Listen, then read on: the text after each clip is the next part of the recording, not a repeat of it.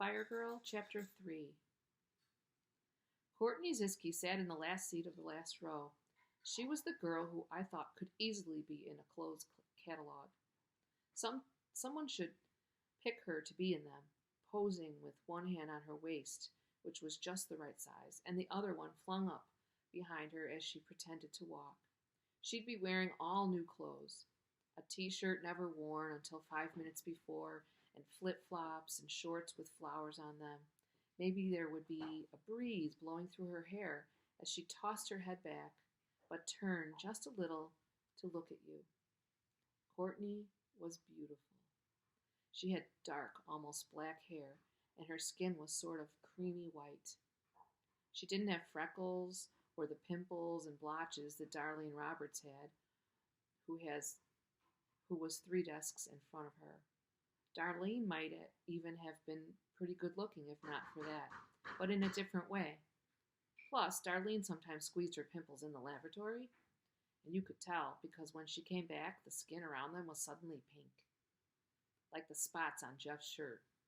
You could also tell she was sad about her pimples and mad that she had them. But Courtney was perfect. When I looked over at her, she was bending back up from putting something under her seat. A wave of hair went loose at that moment and fell from behind her ear across her cheek. It was like a splash of something. I almost looked away as if it were a private thing, but I didn't. The ceiling light flashed right off of her hair and made it shine like a wall of dark water or something. The shine of her hair amazed me, but that was just one thing. I also knew that the smell of it was awesome. One day, late last year, in Sister Robert Marie's 6th grade, I was able to move up a reading level because some of the books my mother kept pushing on me finally helped. My mom was so glad, and so was I, mostly because moving up that late in the year meant that no matter how badly I did, there wouldn't be enough time for them to drop me back down again. I'd begin 7th grade on a pretty good level. I wasn't a good reader, at least not to begin with. All through 1st and 2nd grade and part of 3rd, I was in the lowest group. My brain always had to switch letters around when I tried to read, and the whole thing made no sense. And because St. Catherine's classes were small, everybody knew you were in the dumb group. Maybe Courtney didn't ever call it that, but whenever people moved up, Sister Robert Marie tried to make them feel better by announcing that they were moving up. I hope you'll welcome Tom, she said that day. Tom Bender is moving up. From the dumb group, Jeff whispered loud enough for everyone to hear, because he stayed behind when I moved. Anyway, last year, for a couple of weeks at least, I was at the same table as Courtney. The first time, when she took the seat next to me, I caught a little scent of her in the air that moved when she sat down. That was it. That's what really started it with her. That time she sat down. Gosh, it was like the smell of fruit or something. It must have been the shampoo she used. It was faint, but smelled like peaches and apples. Maybe that's what it was. Maybe it was called peaches and apples. Whatever it was, it filled up the space around her. Being so close to her was an unbelievable thing. If I ever sat behind her in class, which I never would at St. Catherine's, I don't even know if I could ever get any work done, I would be leaning forward all the time and smelling her hair. I nearly fell into a trance at the table that day. But when Courtney began to read parts of the book she had chosen for the group, she spoke so clearly and with all the ups and downs in her voice that helped you understand what the characters were feeling that I almost couldn't bear it when she stopped. And then Kayla began to read. Courtney seemed so excited at the exciting parts too. It all just blew me away. She really was perfect. She was beautiful, of course. I knew that just by looking at her. But the moment she started to read, I knew she was really smart too.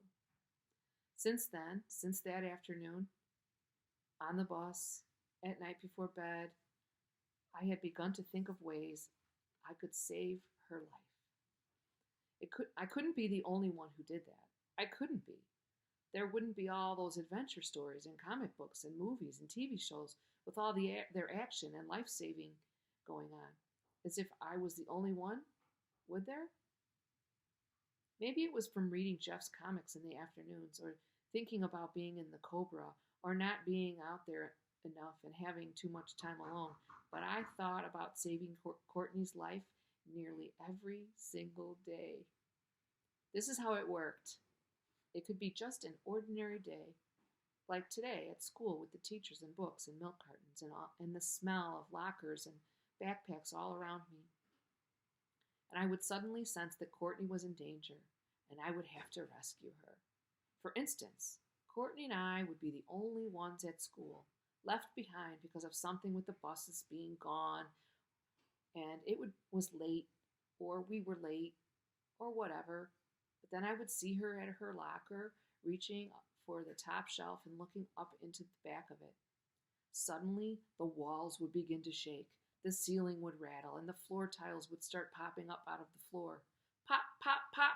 You could see them shooting up, silhouetted in the big square of light coming from the end of the hallway. I'd seen that light a million times before, only this time the tiles were popping right next to it. Pop, pop, pop, pop, pop, pop! I knew right away that was it. Earthquake! I yelled, running to her locker. Her hair was moving in a wave as she turned herself to the light, then back to me.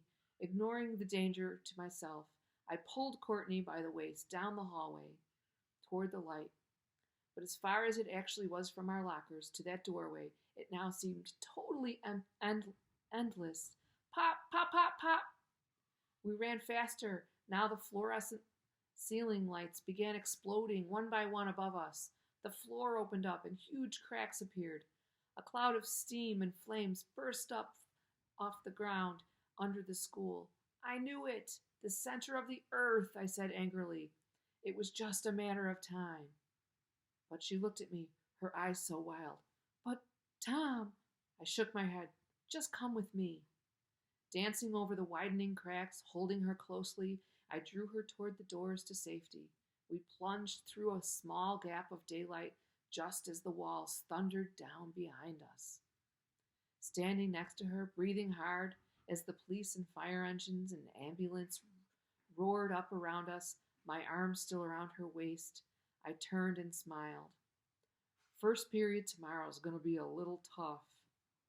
Then she fainted, but I caught her, moving my arm swiftly up under her knees.